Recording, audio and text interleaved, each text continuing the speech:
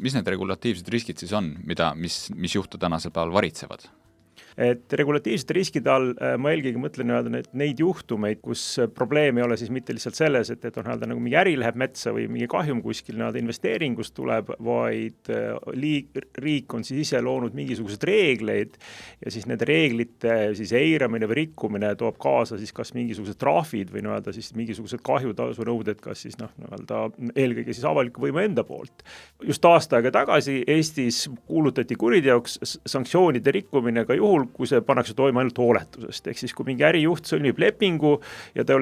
ole lepingupartneri tausta piisavalt selgeks teinud ja tuleb pärast välja, et see on sanktsioneeritud isik, ta võib vastutada kriminaalkorras selle eest.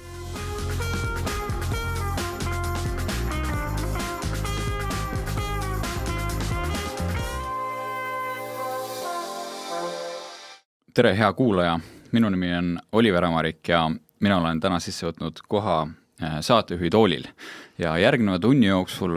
räägime me vastutusest ja riskidest. Sellest, kuidas see äriühingutes tekib, jaguneb, hajub ja kuidas see lõpuks ka konkreetsetele isikutele omistatakse. Mu avatees on see, et äriühingud pole kunagi varem panustanud nii palju ressurssi juhtimisse, kontrolli ja vastavusse. On rohkem reegleid, on rohkem protseduure, on rohkem järelevalvet, aga vaatamata sellele lähevad asjad teinekord valesti. Ja tihti mitte reeglite puudumise tõttu, vaid nende olemasolust sõltumata. Aga kus siis vastutus päriselt tekib, millal muutub äriotsus õiguslikuks probleemiks ja kui otsused sünnivad kollektiivselt, siis kes lõpuks vastutab? Neid küsimusi me täna proovimegi lahti mõtestada, seda nii õiguslikust kui ka kindlustuse vaatenurgast. Ning seda aitavad meil teha Helene Vert, kes on Easy kindlustusmaakleri finantsriskide spetsialist. Tervist! Ja Norman Aas, Soraneni majanduskuritegude ennetamise ja uurimisvaldkonna juht. Tere! Alustuseks, kas te olete mu hüpoteesiga nõus, et ettevõtete juhtimisele ja selle valitsemise kvaliteedile pole Eestis kunagi varem nii palju tähelepanu pööratud ja nõnda palju ressursse allutatud kui tänasel päeval? No ma võib-olla alustan, et mingis mõttes on see tõsi ja ma arvan, et mingis mõttes on ka see loogiline ja paratamatu, et eks see Eesti majandus ja majanduskeskkond ja ka äriühingute ja nende juhtimiskvaliteet on ju kasvanud kus Eesti Vabariigi ja meie äri ja ühiskondliku korraga ja kindlasti saab seda välja tuua, et nüüd siin viimase varsti pea rohkem 30 aasta jooksul tegelikult see ärikeskkond on arenenud sinnamaani, et meil on tõepoolest ka palju rahvusvaheliselt juhitud ettevõtteid siin, meil on päris palju suurkorporatsioone juba siin, samas on ka regulatiivsed keskkonnad järjest täpsemaks muutunud, et eks siis see on mõnes mõttes olnud paratamatu ja loogiline, et tõesti sellele täna kõige rohkem võrreldes varasemaga tähelepanu pööratakse. Ja eks on ka olnud piisavalt palju skandaale siin minevikus, mis sellele kaasa aidanud, kas või mõned nimed, nagu näiteks need samad rahapesu suured küsimused, mis siin mõni aeg tagasi oli ja tänasel hetkel loomulikult kõik see geopoliitiline risk, kõik see sanktsioonide teema, mis sellega on kaasa tulnud, et need kõik on ju täna laual. Ja ma olen täitsa Normaniga nõus, et juhtide õlule pannakse üha rohkem nii riigi kui ka maailmavaatest ja juhtimiskvaliteedile pööratakse väga palju tähelepanu, väga palju räägitakse juhtimisest ja eks juhtimise eesmärk on, et ettevõttele võimalikult palju kasumit toota ja kõike seda, aga võib-olla jääb tihtipeale tagaplaanile siis see, et aga mis meie plaan on, kui läheb kõige halvem stsenaarium realiseerub. Et seda võib-olla mõeldakse täna võib-olla veidi vähem ja ma arvan, et selle tänase podcasti või vestluse kokkuvõte võiks ka olla, et mis siis saab, kui läheb halvasti ja mis juhtidest saab. Aga võtame alustuseks sihukese väga laia ja abstraktse vaate, et millal siis üldse äriline otsus muutub õiguslikuks probleemiks või millal ta võib selleks muutuda? Mis olukordadest me räägime? Esiteks loomulikult tuleb öelda, et eks ettevõtjad oma loomu poolest teavad, et nad tegutsevad nii-öelda riskantses keskkonnas just ka majanduse mõttes eelkõige ja kui meil oleks olemas mõned sellised ärivaldkonnad, kus edu oleks alati garanteeritud, ütleme siis, kas ei oleks tegemist kapitalistliku riigikorraga või oleks tegemist lihtsalt nagu reguleeritud turuga, et majanduslikud riskid mõnes mõttes on paratamatud ja vajalikud, eriti kui me räägime sellisest kapitalistlikust ühiskonnakorraldusest, mida me siin viljeleme. Ja ma arvan, et ettevõtted sellega on üsna harjunud, et nad teavad, et millised on riskid, kuidas neid võtta ja tavaliselt ka meie äriühingute ju selline kapitaliseerimine on üles ehitatud nagu selle loogikale, et investorid panevadki mingisuguse raha kokku ja tegelikult nad on nõus riskima siis selle rahaga, mida nad kuskil ärisse panevad. Ma arvan, probleem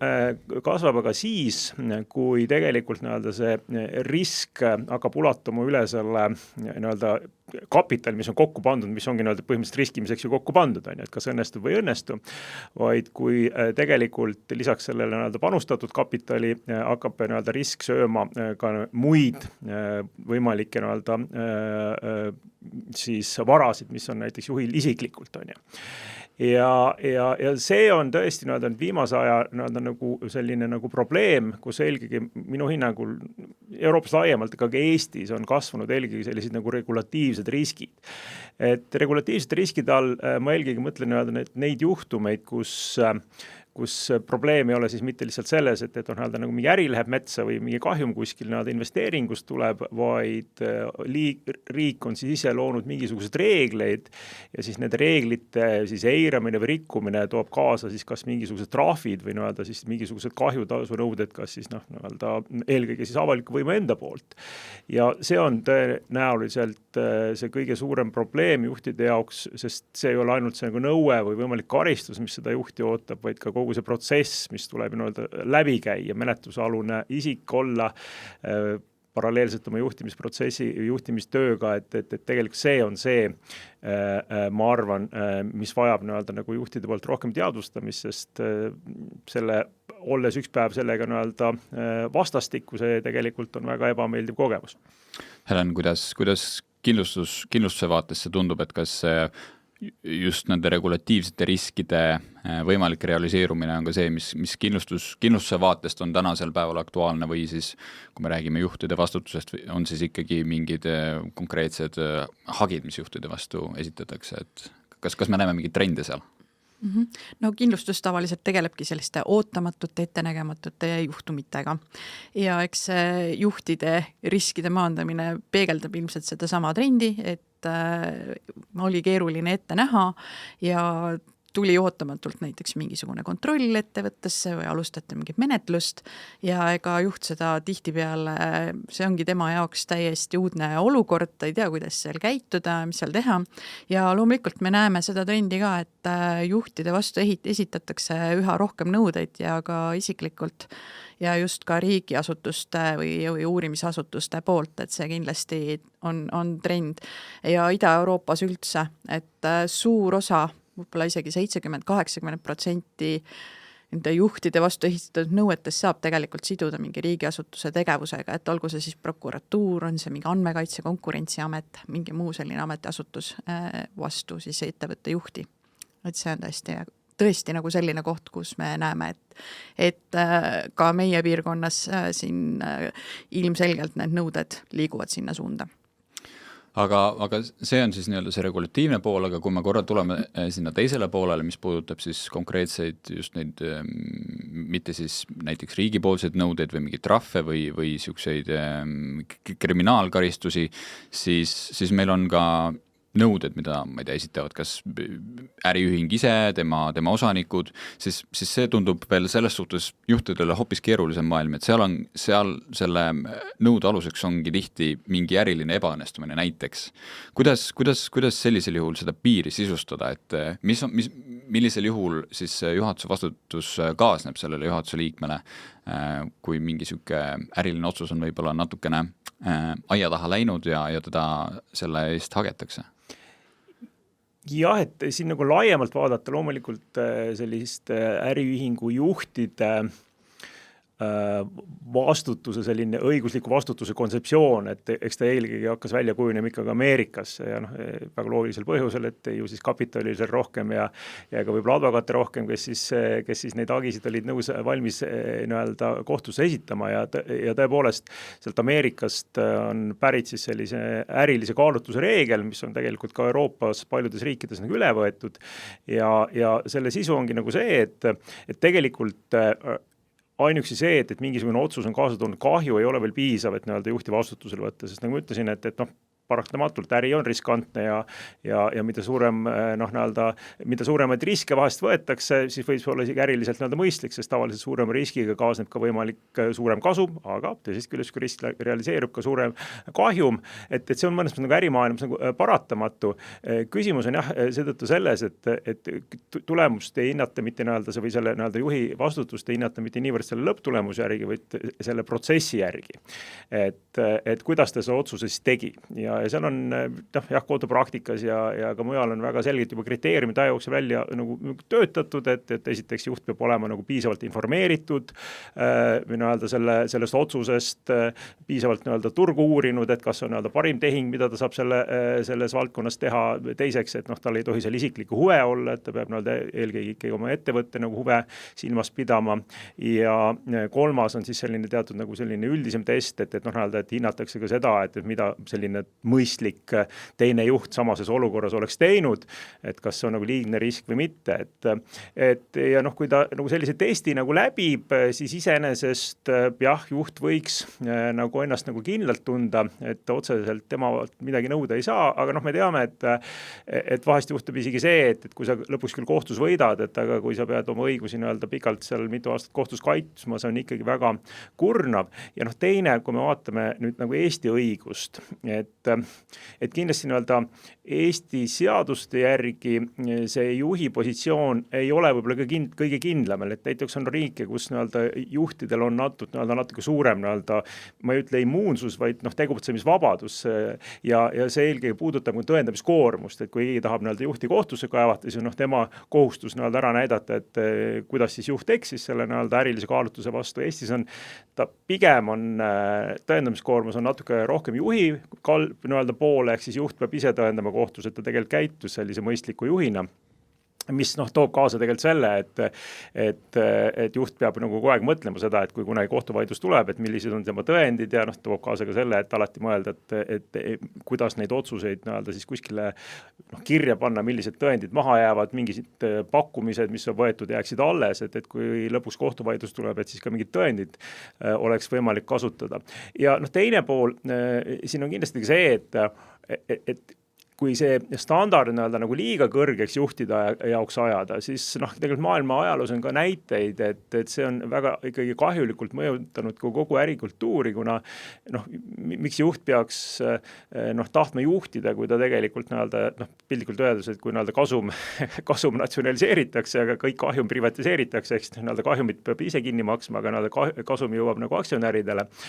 Et siin tavaliselt tuuakse selline näide, et markantne näide Ameerikast, et seal 85. aastal üks kohus tegi kunagi otsuse, mis tõstis selle juhtimisstandardi liiga kõrgeks ja see ei mõjutanud ainult konkreetset ettevõtet. Seal juhtus pärast seda see, et väga paljud suure ettevõtte juhid astusid tagasi, ütles nemad sellises õiguslikus olukorras enam ühtegi ettevõtet juhtida ei julge. Samuti, mis kaasnes oli see, et kindlustus, needsamad kindlustuslepingute mahud kasvasid peaaegu 10 korda, samamoodi ka muidugi preemiumid nende eest kasvasid 10 korda. Ja tegelikult siis ka toonane valitsus sellele üsna kiiresti reageeris, tegelikult tõi selle standardi sinna mõistliku kohta tagasi. Eestis, kui me vaatame seda puhtalt kohtupraktika valguses, et ma ei saaks öelda nüüd seda, et tõesti sellised väga, et see standard oleks tõstetud nüüd nii kõrgele, et tõesti, et juht saaks vastutada ainult kahjuliku tagajärje eest. Et kohtupraktika pigem siiski on tegelenud meil asjadega, kus mõnes mõttes ikkagi see rikkumine on olnud selge, et kas seal on olnud siis mingi huvide konflikt mängus või on siis äritehing ikkagi sellise keskmise kõrvaltvaate jaoks ilmselgelt olnud kahjulik, et Eestis nagu selliseid markantseid näiteid, kohtupraktikas ka viimasel ajal ei saaks nagu tuua, et see nagu see standard oleks just selle tavalise ärilise kaalutluse reegli mõttes liiga kõrgeks aetud. Et selles vaates on ta okei, aga jah, ma ütlen, et pigem on kasvanud just need regulatiivsed riskid, et avalik võim ise on kruvinud neid kohustusi ja hoolsusstandardid järjest kõrgemaks teatud valdkondades, ilma võime sellest rääkida, sellel on väga objektiivne ja võib-olla ka arusaadav põhjus, miks riik seda teeb, aga teisest küljest see kogu aeg see koormus järjest laob ka juhtide õlgadele. Helen, jälle kindlustuse vaatest, kas on näha niisugust tendentsi, et juhid, kellel on see vastutuskindlustus olemas, et nad on ikkagi altimad ka riske võtma ja altimad võib-olla siis seda äritegevust natukene riskantsemalt tegema? Meie sellist seost nagu täna võib-olla otse nagu ei näe, aga küll aga me nagu toome välja, et see võib-olla annab nagu võimaluse natukene julgemalt oma äritegevust juhtida ja toimetada, et kui sul kindlustusleping on olemas ja sa tead, et sa pead isiklikult enda rahakoti arvelt võib-olla hiljem seda jama kõike klattima, mis on võib-olla viltu läinud, ehk et juht ju vastutab isikliku varaga nii siis nende õiguskulude osas, kui ka siis tõesti tuleb võib-olla ka see kahju hüvitada. Et seda jah on keeruline nii-öelda statistiliselt välja tuua, et kas siis tehakse riskantsemaid ja julgemaid otsuseid tänu sellele, et kindlustus on või mitte. Et pigem võib-olla juletakse mõnda ettevõttesse, kellel on nagu juhtide kindlustamise praktika paigas, pole julgemini nagu tööle minna juhina. Ja teine siuke võib-olla mõnes mõttes paradoks, mida ma tahtsin korra sinuga testida, on see, et kas see, et juhtidel on vastutuskindlustus olemas, toob kaasa selle, et nende vastu esitatakse rohkem nõudeid? Kas neid hagetakse näiteks julgemalt selle tõttu või rohkem? No ütleme niimoodi, et Eestis ka jälle väga keeruline öelda, aga mujal maailmas oleme kuulnud küll, et on sellist suhtumist küll, et neil on see kindlustusleping nagu olemas ja võib-olla ka riigi vaatest, näiteks kui meil on väga palju riigiettevõtteid ka, et ikkagi võiks nagu minna julgemini võib-olla mõnes olukorras selle juhi järgi küll, kui on teada, et vastutuskindlustus on olemas ja küll kindlustus selle mingit ringi pidi lõpuks hüvitab. Et see kindlasti võib nagu julgustada. Aga eks seda väga nii-öelda ettevõtet võib-olla ka suurelt ei reklaami, et meil on nüüd selline kindlustus olemas, et see võib-olla ongi juhatuse liikme lepingute nii-öelda allkirjastamise protsessis, kus see välja tuleb või siis lihtsalt ettevõte sõlmib selle kindlustuslepingu ära ja kui riigihangete registrisse vaadata, siis neid juhatuse liikme kindlustuslepinguid sealt kaudu ka nüüd väga massiliselt ka riigiettevõtted või riigiga seotud ettevõtted ei hangi, nii et see võiks olla isegi laiem. Aga ma kujutan ette, et Norman, et näiteks juhatuse liikme vastutuse vaidlused enamjaolt Eestis leiavad aset just selle äriühingu enda ja juhatuse liikme vahel, et sellisel juhul tegelikult äriühing ise teab, et ta on selle kindlustuse ostnud, eks ole, ja tal on, kas tal siis selle tõttu on ka nagu mugavam või kindlam minna selle juhi vastu, et ta teab, et ta saab selle kahju, mis ühingule tekkis, saab võib-olla kindlustused tagasi, et tema eest seda poliis just ka varjata ei saa. Jah, kuigi siin mõnes mõttes sama kindlustus ka natuke kaitseb selliste nagu põhjendamatute hagide eest seda sama juhatuse liiget, et seda, mida ma olen nagu märganud, on ka see, et tõesti, et jah, Eestis üldiselt juhatuse või eelkõige siis tavaliselt juba endist juhatuse liiget ikkagi hageb ühing ise, et selliselt on see õigus nagu üles ehitatud, et tavaliselt ju kahjukannataja on siis nagu ühing ja see, mis nagu juhi või endise juhi jaoks nagu kõige nagu negatiivsem stsenaarium on see, et kui tõesti tema vastu esitatakse hagi, tal seda kindlustust ei ole, ta on nagu täiesti üksi. Et ta peab maksma ise kõik nagu õigusabikulud, oma advokaadikulud ja lõpuks, kui ka hagi rahuldatakse, siis need kulud kõiki oma vara panti pannes. Et samas, kui tal on see kindlustus ja ka tegelikult see sama ühing või tööandja, endine tööandja näiteks teab, et tegelikult see kindlustus on olemas, et tegelikult sellel endisel juhatuse liikmel on võimalik tagada endale selline ka kvaliteetne õigusabi, siis tõenäoliselt ikkagi toob kaasa ka arusaama, et temast ei ole võimalik lihtsalt nii lihtsasti üle üle sõita, et ma vahest tõesti need kohtulahingud on ka tõesti sellised kurnamislahingud ja on selge see, et sellistel suurematel ühingutel on alati rohkem ressursse selliseid pikki kohtulahinguid vastu pidada, aga samas kui on kindlustus olemas, siis tegelikult see pakub just ka selle endisele juhile siiski mõnes mõttes sellist võrdväärset positsiooni ka selliseid pikemaid lahinguid vastu pidada ja see võib-olla on ka oluline argument, kui ettevõte siis otsustab, kas minna tema vastu või mitte, et teada seda, et lihtsalt jõu ja suurusega üle sõitmine ei pruugi õnnestuda. Aga Helen, kuidas näeb välja siis siuke hea kindlustatav risk kindlustusseltsi või kindlustusmaakleri vaatest, et kas teil on olemas mingi siuke checklist, et milline peab ühe ühingu näiteks juhtimis- või valitsemisstruktuur välja nägema või millele vastama selleks, et saada üks korralik DNO poliis oma juhtidele? No eks kindlustus usalduse müüjana võib-olla usaldab ka oma klienti ja me nii kindlustusseltsid nagu nii detailidesse ei lähe, et võib-olla see kindlustuslahendus on pigem selline finantside ettevõtte tegevuse keskne, et võib-olla võrreldav natukene protsessi poolest sellega, et mida võib-olla panka laenu küsides samamoodi vaadatakse, et kuidas nii-öelda finantskäitumine on ja ütleme nii, et üldiselt maksejõuetut ettevõtet väga kindlustada või selle äärel olevat ettevõtet kindlustada ei soovita või kus on just alanud mingisugune suurem vaidlus ja see on juba meediast näha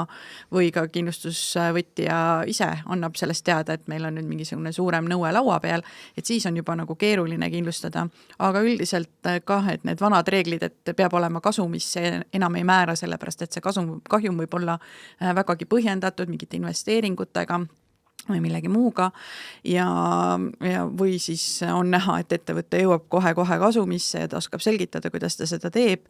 Ka uued ettevõtted, tõesti värskelt asutatud ettevõtted saavad täna kindlustust, et seda piirangut ka enam ei ole, nii et see kindlustusturg on nagu hetkel nagu väga paindlik selle kindlustuse osas, et meil on nagu väga vähestele ettevõtetele me ütleme, et ei, kahjuks ei saa te siin mitte mingisugust kindlustust. Et ja loomulikult osad on riskantsemad ja see peegeldub tavaliselt kindlustustingimustes ja kindlustusmakses, aga üldiselt enamikel ettevõtetel ei tohiks olla täna probleemi osta. Samuti on kindlustusturg praegu hetkel nii pehme, et kindlustusmaksed on uskumatult madalad selle kindlustuse eest. Et see on nagu koht, kuhu ei peaks ei või, ütleme nii, et sinna ei jää nagu pidama, et raha taha ei tohiks pidama nagu jääda selle otsustamine, et pigem võib-olla arusaamise taha, et mis asi see kindlustus täpselt on, kuidas see toimib, mis siis tõesti saab, et kui ettevõtte seest mind hagetakse, et mis siis saab, kui ma ettevõttest olen läinud, et kuidas nagu siis see kindlustus minu jaoks toimib, mis siis saab, kui mind väljaspoolt ettevõtet hagetakse, et ongi mingi riigiasutuse uurimine või konkurent kaebab minu peale, et pigem nagu need küsimused on, mis võtavad kõige rohkem täna ka kindlustuse ostmisel nagu energiat ja selgitamist ja arusaamist. Aga kas see kuidagi on ka sektoripõhine just selles mõttes, et kas mõnel nii-öelda ärisektoril või ärisegmendil on keerulisem saada, kes tegutseb kuskil väga siukses võib-olla kas siis näiteks poliitiliselt natukene siukses kuumas sektoris või mingites muudel põhjustel, et kas seda saab ka nagu välja tuua? Ja meil on küll siin ettevõtted, kellel on näiteks sellises sanktsioneeritud riikides näiteks tütarettevõtted, siis nende puhul võib küll olla nii, et me nagu välistame kõik näiteks, ma ei tea, Venemaaga seotud nõuded, et see on küll, aga see ei tähenda, et nüüd Eesti ettevõtte siis nagu nii-öelda muu tegevus osas seda kindlustust osta ei saaks. Keerukam on ka krüpto ja osade fintechi ettevõtetega, aga üldiselt need lahendused on olemas ja täitsa kättesaadavad, et ei ole hetkel küll väga suuri probleeme olnud kindlustuslepingu saamisega. Seda on hea teada, et lahendused on olemas ja meie esimene saate pool ongi sellega tegelikult lõppemas, me lähme väiksele pausile ja kui me tagasi tuleme, siis me räägime juba Heleni ja Normaniga samadel teemadel edasi.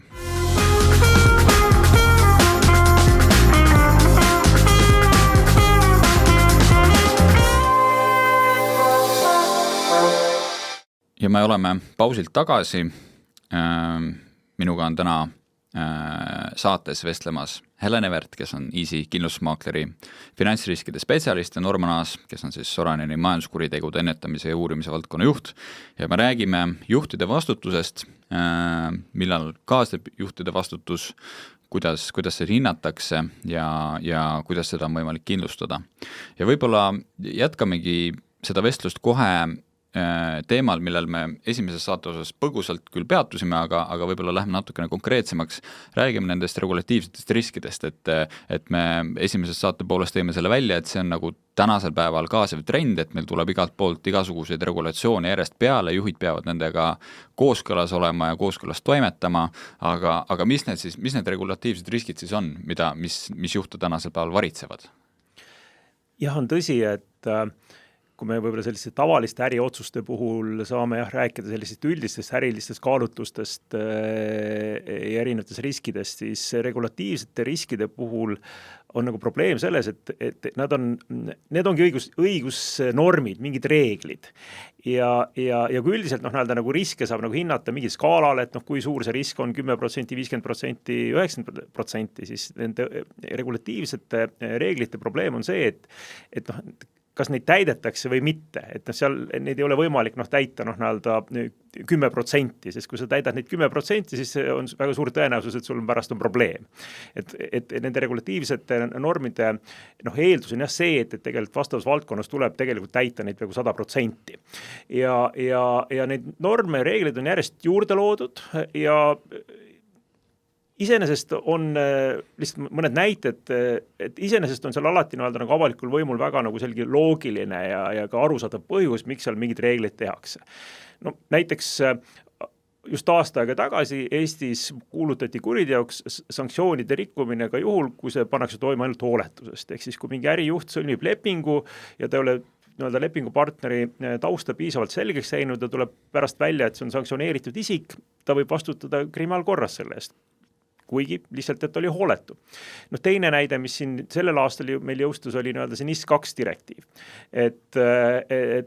ühest küljest väga selge on olulised ettevõtted, kes peavad ennast küberohtude eest kaitsma, aga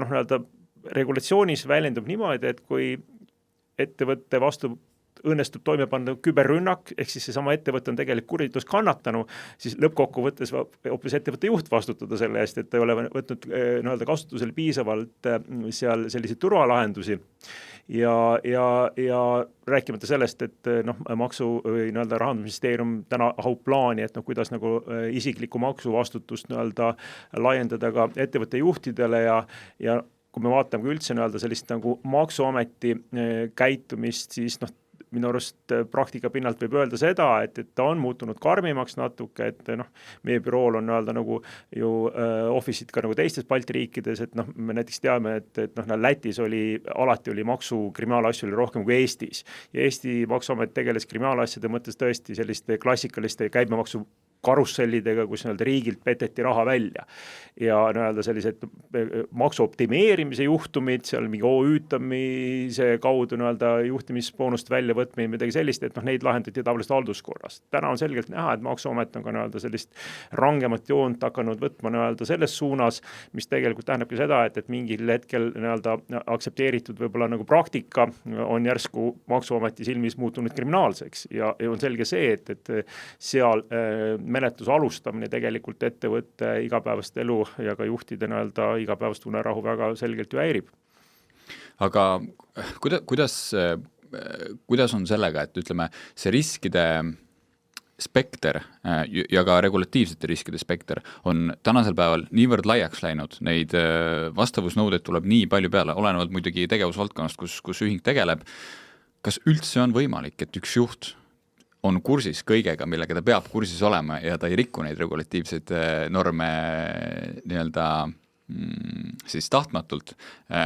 Ja kas see omakorda toob kaasa selle, et meil ongi varsti juhatused on 10-liikmelised, kus igale juhile määrataksegi väga kindel ja kitsas juhtimisvaldkond, mille eest ta peab hoolitsema ja siis see omakorda selle, et juhatus ei vastuta mitte kollektiivselt terve juhatusena, vaid see üks juhatuse liige peab siis vaeva nägema oma valdkonna eest. ma olen nõus, et eks inimvõimetel on teatud piirid siin ja noh, kui me vaatame kas või mingisugust pangaldus- või finantsmaailma, et noh, ma ei usu, et ükski pangajuht suudab olla kõikide regulatsioonidega nagu kursis ja ega ma ei usu ka seda, et seadusandja tegelikult usuks seda, et mõni inimene nii võimekas on. Et loomulikult on see nii-öelda see töö ja vastutusjaotus väga oluline sellistes ettevõtetes ja mingis mõttes nii-öelda on ka paratamatu see, et eks iga juht peab natuke nii-öelda mingit nagu riski ka nagu aksepteerima enda jaoks, et kui ta tahab nagu kõik riskid ära maandada, siis tõenäoliselt ta ei ole väga ka edukas ettevõtja. Aga Helen jälle kindlustuse poole pealt, et kuna teie tegelete igapäevaselt riskidega ja te näete nii palju ka nende ettevõtete sisse, kas siis võib öelda, et te selles suhtes ka suudate nagu ette näha mingite riskide materialiseerumist just selles mõttes, et kui meil ongi mingi äriühing, kes tegeleb siukses sektoris, kus on palju regulatsioone näiteks, aga seal juhatuses on näiteks üks isik. Kas see risk on selles suhtes kõrgem, et see üks isik peab nagu nii paljude asjadega kursis olema ja te näete tegelikult juba ette, et sealt tuleb mingi regulatiivne nõue mingi hetk kindlasti sisse, sest see ei ole võimalik, et ta selle üksinda ära haldab? Noh, vaidlused eks käivadki tavaliselt kuskil hallides alades või hallide alade üle, aga jah, mingi sektoripõhised sellised hinnastamised on küll, et seda me nagu näeme väga selgelt, et noh, näiteks ongi finantssektorit vaadatakse ühtemoodi, jäätmekäitlussektorit teistmoodi, meditsiinisektorit kolmandat moodi, et igal pool on erinevad riskid ja loomulikult igas riigis, sest et ettevõtted ju tegutsevad ka meil täna ülemaailmselt, mitte ainult Eestis või Baltikumis või Euroopas ja erinevates riikides samamoodi, kas või Euroopa Liidu regulatsioone ju on erinevalt kasutusele võetud ja noh, ma ei tea, meil on siin ettevõtted, kellel on Poolas tütarettevõtted, siis seal see risk on hoopis teistsugune jälle, nii et seda kindlasti kindlustus võtab arvesse ja vaatab ja hindab, et noh, Poolas on näiteks selline isiklik maksuvastutus ettevõtte juhtide vastu, mitte ainult juhtorgani liikmete vastu, vaid ka muude ettevõtte juhtivtöötajate vastu väga levinud ja seal on ka täiesti eraldi isikliku maksuvastutuse kindlustuslepingul levinud, nii et see on meie riigist nagu täiesti erinev, et meil siin on küll võimalik ettevõtte käest või ettevõtte juhi käest tasumata makse nõuda, aga kindlustuslepingu alla need üldiselt ei mahu väga suures ulatuses. Aga ma tuleksin võib-olla tagasi kogu selle tehnoloogia ja selle temaatika juurde, et paratamatult tänasel päeval tehnoloogia areng nagu mängib suurt mõju ka otsustusprotsessidele, et kindlasti juhid kasutavad oma tegevuses palju, näiteks tehisaru, mulle endale meenub üks Stig Rästa intervjuu Riigikogu liikmena, kus ta ütles, et ilma tehisaruta ta ei teeks seal mitte midagi ära. Ma arvan, et paljud juhatuse liikmed täna võib-olla mõtlevad ka juba samamoodi, et ilma tehisaruta on päris keeruline. Aga ometi, kui see vastutuse juhtum nagu tuleb, siis ega juhid ei saa selle tehisaru taha vist pugeda või kas on võimalik, et ühing siis juhatuse liikme asemel hageb seda tehisaru arendajat hoopis?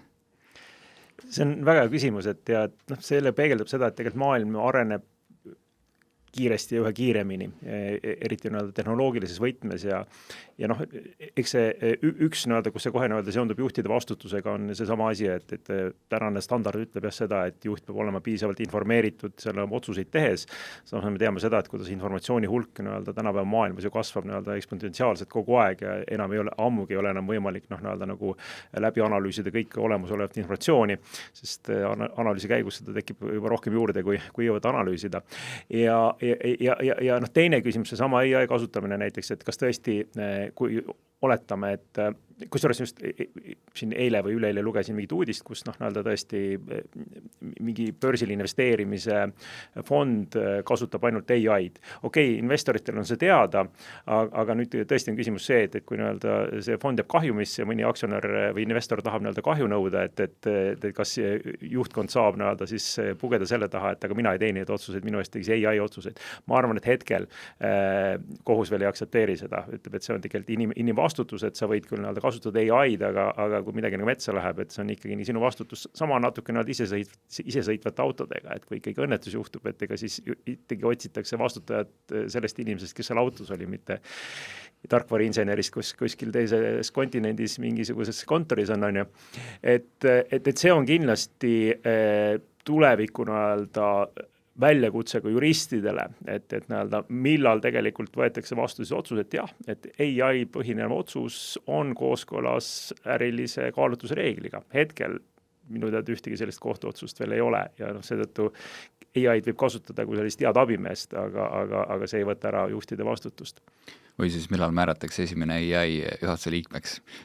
See on sealt veel järgmine küsimus, aga Helen samal teemal, et kas kindlustusseltsid küsivad näiteks seda, et kui palju ühing või ühingu juhatus siis kasutab oma otsustusprotsessides või oma töös igapäevaselt AI-d ja selle põhjal toimub ka mingi riskide hinnastamine näiteks? Täna ei küsita seda üldse, et vähemalt mitte seda konkreetset kindlustuslahendust silmas pidades, et tehnoloogiaettevõtete puhul on see väga oluline, et mida nad nagu arendavad, mida nad teevad ja peab ütlema, et väga paljudes olukordades on võib-olla isegi hea, kui ettevõttes seda tehisaru kasutatakse, sest see pigem loob nagu kvaliteete näiteks tehnoloogiasektoris. Aga jah, tehisaru juht ja vastutus, mu arvuti ütles nii, ju siis nii peab olema. See ei ole täna, ma ei usu veel nagu teema, et sinna läheb aega, aga mitte nii palju ilmselt, kui me arvame, et kindlasti vähem aega läheb selleni, et meil on mõni AI juht ja tema vastutab ka millegi eest. Aga me oleme tänases saates ka juba mitmel korral maininud seda ärilise kaalutluse fraasi ja süksest juhatuse liikme hoolsuskohustust kui sellist, et võib-olla räägime natukene ka selle lahti. Mul enda tuleb meelde üks näide, kus 00-ndate alguses oli siis USA börsiettevõtte Enron, kes läks suure skandaaliga pankrotti ja tema CFO läks vangi ja see CFO nüüd käib näiteks ülikoolides ärieetika teemadel loenguid andmas. Mul on ise ühte sükest loengut sattunud Hollandis kuulama ja tema oma loengus ütles seda, et samade nii-öelda tehingute või samade asjade eest sai ta siis ühel puhul aasta CFO tiitli ja samade tehingute eest pandi ka vangi. Et see küll on natukene, seal on see taust natukene kriminaalsem, aga ta on selline hea markantne näide, et ma tahtsin sellega sinna jõudnud, Norman, et kuidas me siis seda hoolsuskohustust sisustame, kuidas, mis asjad need on, mida me peame arvesse võtma, kui me hindame siis ärilisi kaalutlusi otsuste tegemisel? Jah, tõsi on see, et teoreetiliselt öeldakse jah, et see, mis selle otsuse tagajärg ei ole niivõrd oluline, et pigem tuleb vaadata seda protsessi. Aga inimesed on inimesed ja eks kui ikkagi midagi väga valesti läheb, siis selgega hakatakse seda kaasust lahendama pigem nagu tagajärje järgi. Ja tegelikult on ka nagu näited Eestis, kus tõesti on mingid valdkonnad, kus väga raske tagajärg tegelikult ikkagi võib defineerida juba vastutuse, sest see indikeerib, et midagi tegelikult oli protsessis ka valesti, et helgemad on välja siin näiteks erinevate tööõnnetuste juhtumid, ikkagi kui keegi saab nagu ehitusplatsil surma, siis üldjuhul sealt jõutakse tagurpidi tagasi selle tööandja vastutuseni, et järelikult see sama tagajärg tegelikult nagu viitab ikkagi mingisugusele protsessi veale. Samas puhtalt selliste majanduslike või varaliste kahjumite puhul see nii kerge ei ole. Ja kui me nüüd vaatame seda, see standard lühidalt kokkuvõttes on ta nagu suhteliselt lihtne, et jah, nagu ütlesin, et esiteks, et juht ei tohi olla huvide konfliktis, et ta peab ikkagi oma otsusega eelkõige silmas pidama oma nagu tööandja või äriühingu huve. Teiseks, see sama piisav informeerimise nagu kohustus, et ta peab nagu asjades nagu kursis olema, otsima paremat hinda näiteks või parimat tehingupartnerit nii palju, kui see on võimalik. Aga võib-olla kolmas on nagu selline kõige selline võib-olla vaieldavam on, et lisaks tuleb hinnata seda, et mida teine selline mõistlik ärimees oleks sellises olukorras nagu teeninud, selline objektiivne, et mõeldakse välja, et selline objektiivne mõistlik ärimees. Loomulikult on küsimus see, et kuidas kohtunikud seda konstrueerivad, sest nemad tavaliselt äri ei ole teinud, ehk siis kasutatakse vahest neid eksperte siin juures. Aga seal on üks aspekt veel, et lisaks sellisele üldisele hoolsuskohustusele võib olla mingi spetsiifilisem vastavas valdkonnas kehtiv hoolsuskohustus ja seda nagu määrabki nagu turustandard ise, et seda nagu tavaliselt siin nagu seadusandja või ka kohus ei määra. ja siin Eesti puhul kindlasti saab ka välja tuua seda, et mõned valdkonnad ei ole isegi veel nagu arenenud nii kaugel, et me saaksime sellisest nagu mõistlikust turustandardist rääkida, et meil endale meeldub üks kaasus ühes juhtumis, kus me nagu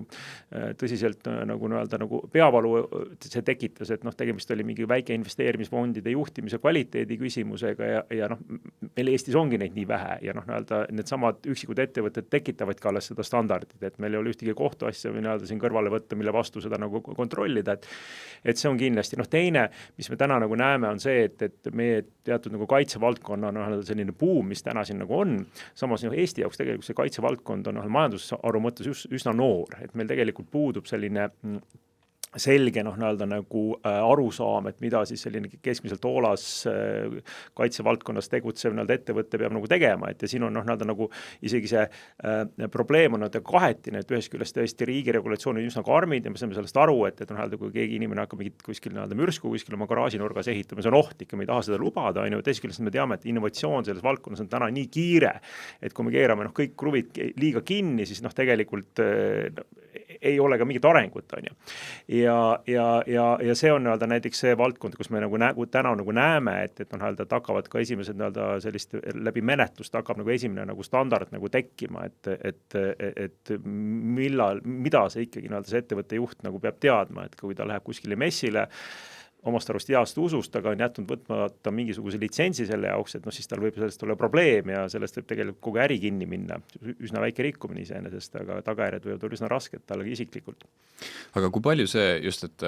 mida teine mõistlik ettevõtja oleks selles olukorras teinud, kui palju see on ikkagi tagantjärgi tarkus ja et tagantjärgi tunduvad kõik riskid väga ilmselged ja tekib alati küsimus, et kuidas siuke otsus tehti, et kui palju see on nagu siuke helesinine unistus, mida me tahame nagu ette kujutada, et me suudame öelda, mida teine ettevõtja, mõistlik ettevõtja oleks sellises olukorras teinud ja kui palju see on tegelikult ikkagi siuke objektiivne siis järeldus, mida me suudame teha? Ma vastaks pigem nagu teistmoodi, et tavaliselt see probleem aktualiseerub hoopis läbi mingisuguse konkreetse vaidluse ja seal on natuke küsimus selles, et see, kuidas see tõendamiskoormus jaguneb ja mingis mõttes on paratamatu, et lõppkokkuvõttes eks neid asju vaieldakse lõpuks kohtus selgeks ja siin me jõuame jälle selle juurde tagasi, et on paratamatult, et juhid peavad sellega arvestama, et ka nende ka võidakse minna kohtupraktikat tegema ja võib-olla nende kaasus on see, mis saab hiljem järgmiste juhtumite jaoks mingiks pretsedendiks. Ja nüüd on see sama asi, et kui hästi ta selles situatsioonis ennast kaitsta suudab, millised tõendid on ta mitte salaja enda jaoks kogunud, et kuidas see protsess on tal ettevõttes varasemalt üles ehitatud, et need otsused oleks piisavalt dokumenteeritud ja ka võib-olla põhjendatud, et hiljem neid vajadusel enda kaitseks kasutada. Helen, räägime võib-olla ka sellest, et me oleme juba täna rääkinud sellest, et millised riskid on kindlustatavad, mida nende riskide kindlustamise juhul peab tähele panema, aga millised on need võib-olla pimedad kohad, mida kas siis ühing või ühingu juhid tihti ei pane tähele just kindlustuse puhul, mida nad eeldavad näiteks, et kindlustus katab, mida sageli kindlustus ei kata, et mis need siuksed peamised ohukohad on, mida võiks ettevõtjatele toonitada, et palun olge tähelepanelikud seal? Nii nagu me oma klientidele ka rõhutame pidevalt, et see on väga just selle füüsilise isiku keskene kindlustus, et siin on alati see, et kui see füüsiline isik, kes tegeleb ettevõttes selle juhtimisega, olgu ta juhatuse liige või nõukogu liige või mõni tippjuht, et tema isiklik varaline huvi on siin alati keskmes. Ja seda aetakse väga tihti kahjude korral ka segamini, et kui nõue tuleb ettevõtte vastu, ma ei tea, olgu see siis kas või mingi Keskkonnaamet teeb trahvi stiilis asi või ma ei tea, konkurent vaidlustab lepingu, et siis arvatakse, et kohe ongi selle kindlustuse teema ja juhatuse liikme vastutuskindlustus hüvitab, sest kõik otsused, mis ettevõttes tehakse, on ju alati juhtimisotsused mingil määral. Aga päriselt see nii ei ole, et alati peab mõtlema selle juhi, tema hoolsuskohustuse rikkumise, et selle üksikisiku keskmes seda kindlustust. Ja see on see, mis võib-olla tekitab päris palju selle kindlustuse puhul segadust, sest kindlustatud on ju ettevõte ka koos selle füüsilise isikuga. Ja on ka päris palju selliseid valdkonnapõhiseid asju, mida tuleb kindlustuslepingus tähele panna, et need oleksid kindlasti kaetud, siin jäätmekäitlust olen nagu toonud näiteks, et siis pigem näiteks sellistes valdkondades, kus ongi keskkonna reostamise oht nagu väga suur, siis kindlustusandjad ikkagi välistavad päris tugevalt ka keskkonnakahjude tekitamise, sealhulgas igasugused vaidlused ja nõuded, ka õiguskulud, et sellele tuleb alati tähelepanu pöörata, et mis nii-öelda minu valdkonnas minu jaoks kõige olulisem on ja kas see päriselt on seal või kui oluline see on, et kas ma suudan selle vaidlusega ise toime tulla ja see on minu nii-öelda äri igapäevane risk ja osa või see on midagi, ongi sellist ootamatut ja ettenägematut, mida ma ei saagi muul moel nagu juhtida. Ja praegu ka päris palju on siin nii-öelda eelmisel aastal ka just need erikontrollid on nagu tekitanud küsimusi, et kas ja mis ulatuses nagu erikontrollidega seotud kulud või ka üleüldse, kui ettevõttes on mingisugune rutiinne kontroll, kas ma ei tea, Keskkonnaamet või keegi teine tuleb kontrollima, et kas mina juhina saan siis seda kindlustust ka kohe kasutada, et sellistele momentidele nagu tuleb tähelepanu pöörata, et kus kindlustuslepingus täpselt see piir läheb, sest need kindlustuslepingud, kuigi nad üldiselt see tuumikrisk on nagu kõigil üsna nagu sarnane, siis erisusi siiski on nendes lepingutes ja tulebki nagu vaadata, et kas see minu ärile nagu täpselt see kindlustusleping nagu sellisel juhul sobib. Või kas või see, et kui mul on väga nagu palju töötajaid ja nendega seoses võib vaidlusi tekkida, et kas see risk on kaitse all või mitte näiteks, et seda tuleks kindlasti nagu hinnata ja vaadata. Suurepärane, aga meie saade hakkab vaikselt lõppema. Ma annan teile mõlemale veel siia saate lõppu vaba mikrofoni, et öelda ära see üks mõte, mis siin saates veel täna ütlemata on, aga mis on niivõrd oluline, et vajab kindlasti väljaütlemist. Norman, võib-olla alustad? Ma arvan seda jah, et risk on ettevõtluse väga suur osa ja teadlike riskide võtmist kunagi ettevõtja kartma ei peaks. Aga äris on ka palju ootamatusi ja just nende ootamatusteks ka valmisolek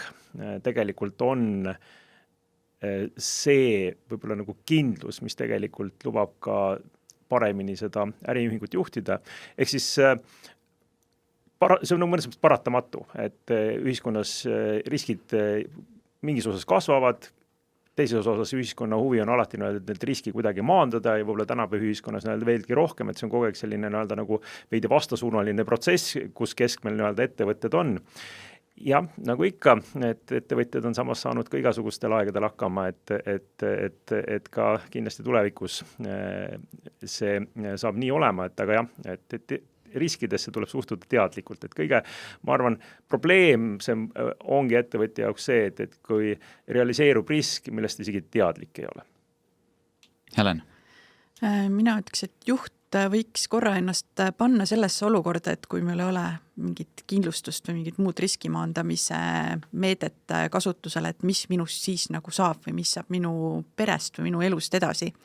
Ja võib-olla see nagu aitab panna nagu ka siis ennast nii-öelda sellesse kindlustuse vaatesse või hinnata, et kas see kindlustus võiks sellele ettevõttele või ettevõtte juhile olla nagu sobiv väljapääs siis selleks, et ka paremini ka öösel magada. Et seda nagu võiks nagu teha, sest et kindlustus, see ei ole nagu mingi eraldiseisev asi, eriti nagu juhtimisriskide puhul, et seal tavaliselt paralleelselt selle kindlustuslepingu kasutamisega jooksebki täpselt seesama suur vaidlus või kohtuasi ja kindlustus tegelikult lihtsalt on seal paralleelselt kõrvale, et tegeleda nende kuludega, et see ei ole nagu selles mõttes mitte midagi eraldiseisvat ega ulmelist. Aga ma tänan teid, ma tänan Norman ja Helen, et te leidsite aega minuga siia vestlema tulla ja kui tänane vestlus tekitas tunde, et te sooviksite juhtide vastutuse ja kindlustuse kohta veel rohkem teada saada, siis meie jätkame nende teemade üle arutlemist juba 19. mail Fotograafiskas, kus toimub siis Soraineni ja Easy ühisseminar, mis võtab fookusesse need samad teemad, millest me ka täna siin saates rääkisime. Seega kõigile kuulajatele soovin kuulmiseni ja kõigile, kes tulevad seminarile, soovin kohtumiseni.